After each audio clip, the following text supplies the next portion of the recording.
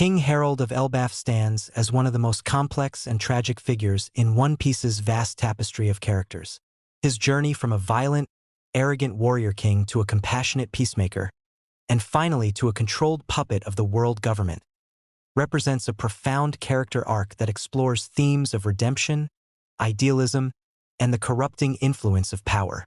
Through Harald's story, Eiichiro Oda crafts a cautionary tale about the costs of seeking peace through compromise with tyrannical systems, while simultaneously revealing the depths of a father's love and a ruler's dedication to his people. 109 years before the present day in the One Piece timeline, Harald embodied everything that the outside world feared about the giants of Elbaf. As a young king of 45 years, he was the epitome of warrior culture taken to its most destructive extreme. Harald terrorized kingdoms across the seas, plundering and destroying with impunity, proudly declaring himself a god among men. His immense size, magnified by his lineage as a descendant of ancient giants and marked by the horns protruding from his head, made him a force of nature that few could oppose. This period of Harald's life was characterized by pure arrogance and a fundamental inability to see other beings as equals. He viewed humans as insignificant, referring to them dismissively as tiny creatures unworthy of respect or consideration. His approach to the world was simple and brutal, fitting perfectly within Elbaf's traditional warrior culture that glorified strength above all else.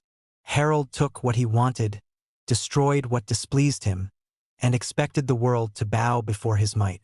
The concept of diplomacy, understanding, or peaceful coexistence was utterly foreign to him.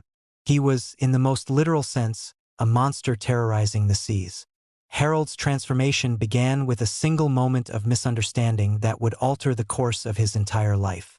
During one of his violent escapades across the New World, he encountered Ida, a giantess performing in a circus in the Bunt Kingdom. Assuming she was being held against her will and exploited by humans, Harald did what came naturally to him. He destroyed the town and rescued her by force, taking her aboard his ship. What happened next shattered Harald's worldview.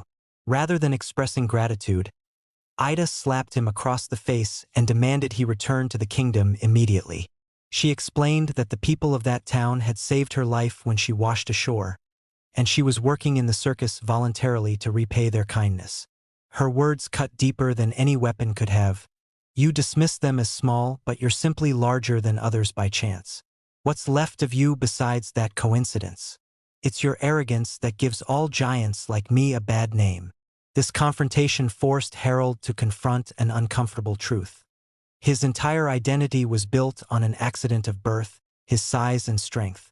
Stripped of that, what was he? Ida's rebuke revealed that his supposed superiority was merely the advantage of circumstance, and his behavior was not making giants respected but rather feared and hated.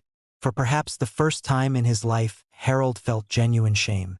Harald's relationship with Ida became the foundation for his complete philosophical transformation.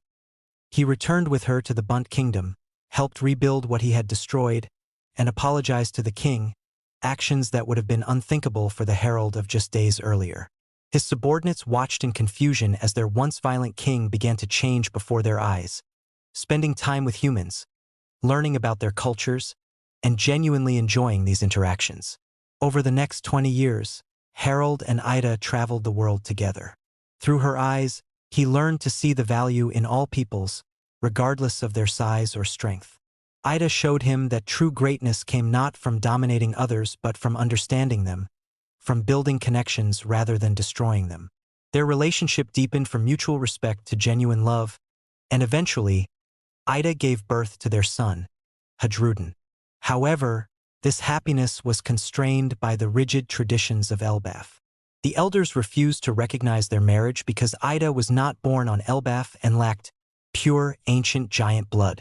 Despite Harald's position as king, he could not overcome centuries of tradition and prejudice. Ida accepted this limitation with grace, content to live near Harald in a nearby village rather than in the palace as queen. This personal injustice only strengthened Harald's resolve to change Elbaf's insular culture. By 105 years before the present, Harald had completely abandoned his previous lifestyle. He announced to his subjects his intention to travel the world, learn from other cultures, and bring that knowledge back to Elbaf. He envisioned transforming the warrior nation into a place of learning, trade, and peaceful exchange. He wanted Elbaf's giants to put down their weapons and take up pens, to become scholars and diplomats rather than raiders and conquerors. This was a radical vision that challenged everything Elbaf had stood for throughout its long history. Harald's dream of integrating Elbaf into the wider world led him down a path that would ultimately destroy him. He believed that joining the world government was the key to legitimizing Elbaf on the global stage, opening trade routes, and ending the giants' isolation.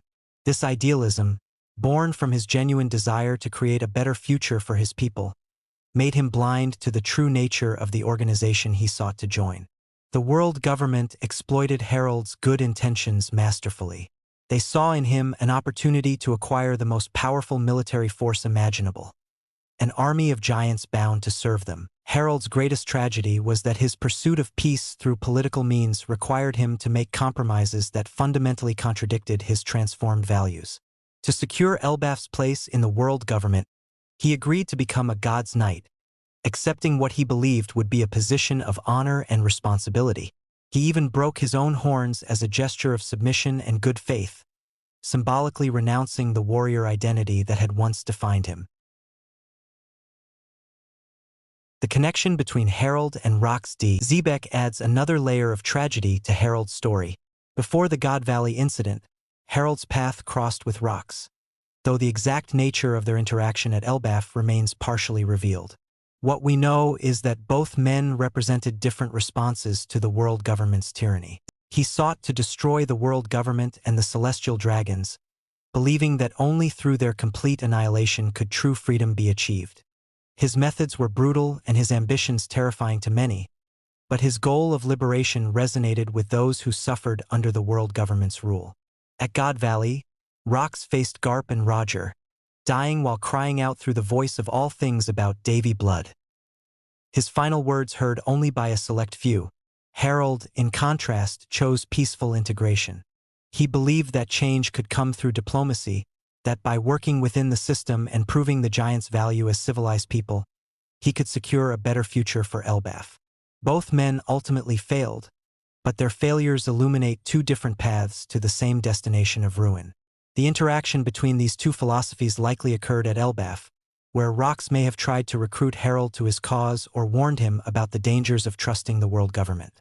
Later, at God Valley, Harald may have witnessed Rox's death and the violence of that confrontation, which possibly reinforced his belief that peace through diplomacy was the only viable path. The tragic irony is that Harald's peaceful approach led him to an end perhaps more terrible than Rox's death in battle. He lost not just his life but his free will, becoming a weapon used against the very ideals he had fought for. If there was an interaction at Mary Geos between Harald and the remnants of Rox's ideology or his former crewmates, it would have been after Harald had already accepted the covenant. At that point, any warnings or attempts to show him the truth would have been too late. Harald was already bound, his body no longer entirely his own. The beginning of the end came 15 years before the present when tragedy struck Harald's personal life once more. Ida, the woman who had transformed him and given him purpose, fell gravely ill. Relatives of Estrid, Harald's official wife who had died years earlier, poisoned Ida with ergot. Their motivation was purely venal. They wanted to prevent Ida from ever becoming queen and claiming royal inheritance for herself and her son Hadrudin. They saw her foreign blood as an abomination and her potential elevation as an insult to Elbaf's traditions. As Ida lay dying, Harald made a desperate promise to her. He told her that Elbaf would soon be connected to the world, that his reforms were nearly complete, and that they would soon be able to travel the seas together again as they had in their youth. Ida smiled and said she looked forward to it, but even as she spoke, her strength was fading. In a scene of devastating poignancy, she reached out to take Harald's hand, but her hand fell weakly before their fingers could touch. Ida died with a smile on her face, never having become Harald's legal wife, never seeing the Elbaf of peace and learning that Harald had dreamed of creating. Harald and Hadrudin wept openly over her body as snow fell heavily around them. But the greatest tragedy was reserved for Loki, who had been imprisoned in the underworld for destroying Brewer's village in revenge for Ida's poisoning. Loki had declared Ida his true mother, the only one who had ever shown him love, rejecting his birth mother Estrid, who had tried to murder him as an infant. Now Loki sat alone in his cell, unable to be at Ida's side in her final moments, unable to say goodbye to the only person who had ever truly loved him. Ida's death devastated Harald, but it also crystallized his determination to complete his mission. She had been the foundation of his transformation, the proof that his ideals were right and achievable. Her death at the hands of those clinging to Elbaf's old, prejudiced ways showed him that his reforms had not gone far enough, that the poison of tradition and xenophobia still ran deep in Elbaf's culture. He resolved to push forward, to finalize Elbaf's integration into the world government, believing that external pressure and exposure would force his people to abandon their destructive traditions. The world government's control mechanism was more insidious than Harald could have imagined. The system of covenants, revealed through Shanks's explanation, consisted of 3 ranks: God's Blade, the Shallows Covenant, God's Knight, an intermediate rank, and finally the Depths Covenant, which Harald received after Shanks mysteriously vanished during his own promotion ceremony. The Shallows Covenant that Shanks possessed allowed Emu, the supreme leader of the world government, to control the bearer when they were within range of Emu's power. Shanks could only speak and act freely when he was at sea, away from Mary Geos. This is why, when Shanks and Harald met in the Holy Land, they recognized each other but could not speak openly about their true feelings or intentions. Shanks later visited Elbaf specifically to have a conversation with Harald away from the world government's control, trying to warn him about the danger he was in. The Depths Covenant that Harald received was far more terrible. Unlike the Shallows Covenant's conditional control, the Depths Covenant gave Emu near absolute power over Harald, along with immortality and immense strength.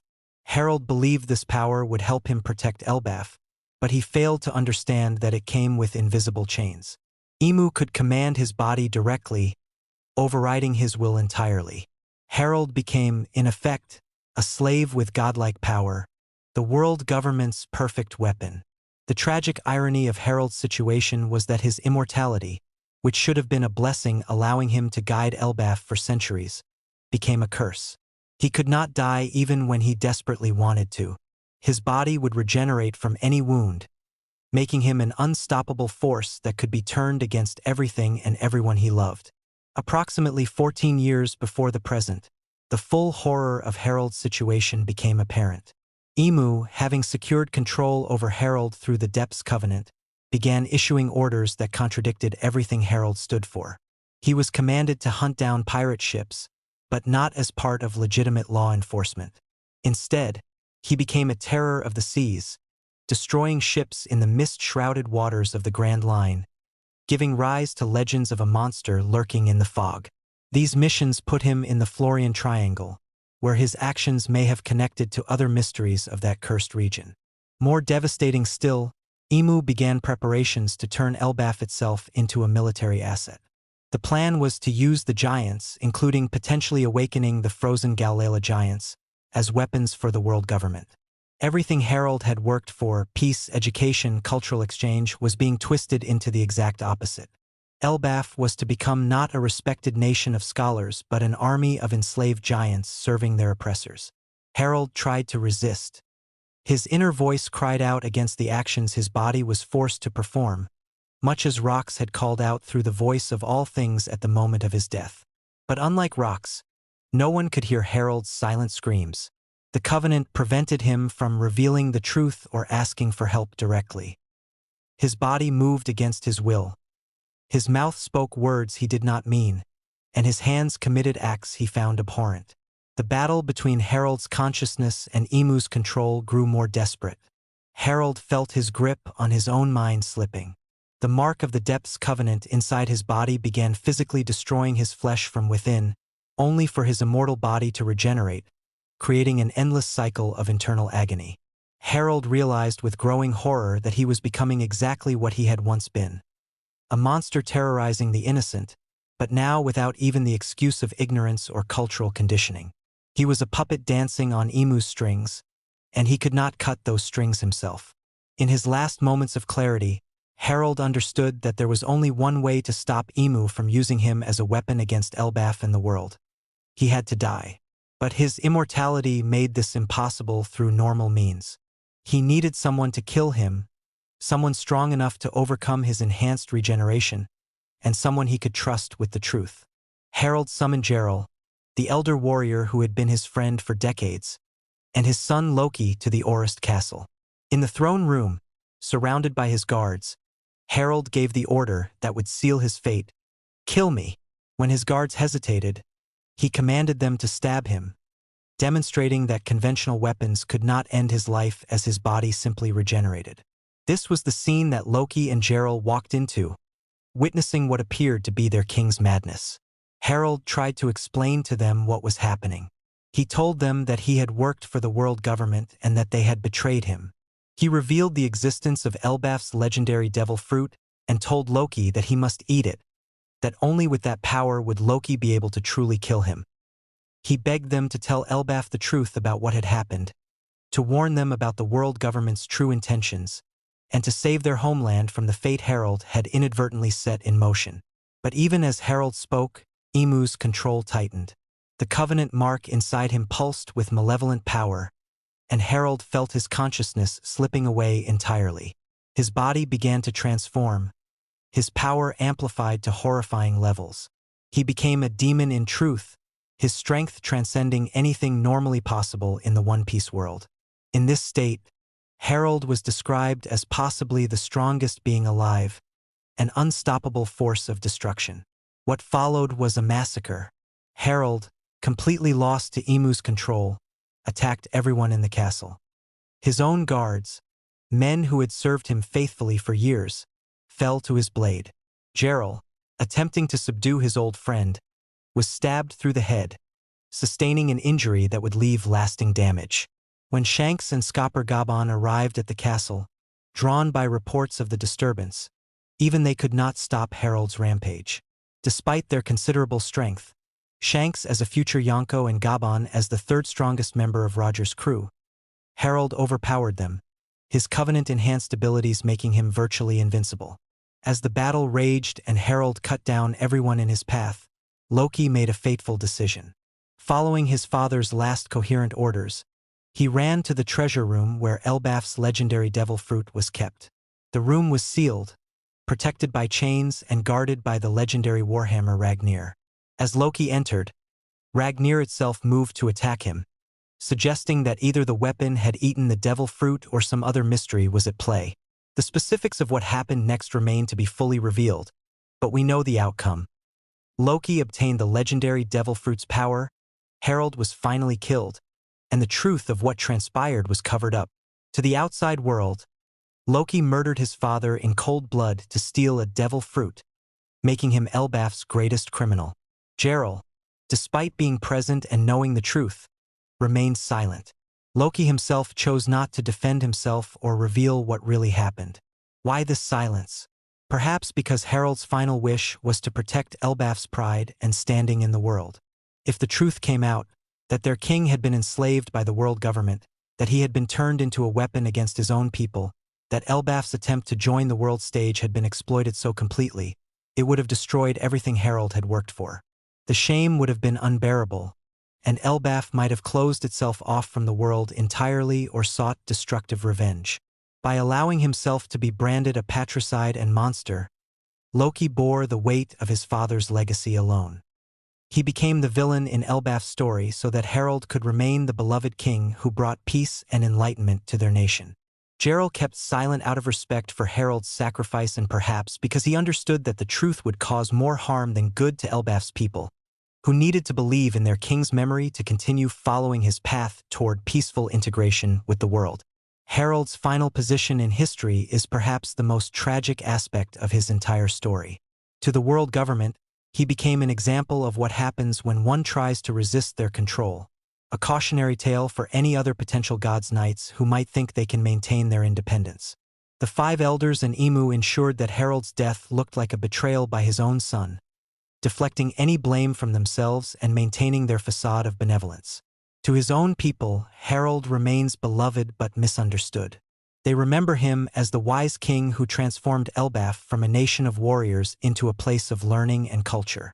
They celebrate his reforms, the construction of the Walrus School for education, the creation of roads connecting Elbaf's villages, the opening of trade routes with other nations. They mourn him as a victim of his son's ambition and cruelty. The irony is that the real Harald, the man who sacrificed everything, including his agency, his dignity, and ultimately his life for their sake, remains unknown to them. To the wider world, Harald became nothing more than a cautionary tale or a forgotten footnote. Some knew him as the monster in the mist who terrorized the Grand Line's shipping lanes. Others might remember him as the giant king who tried to join the world government and failed.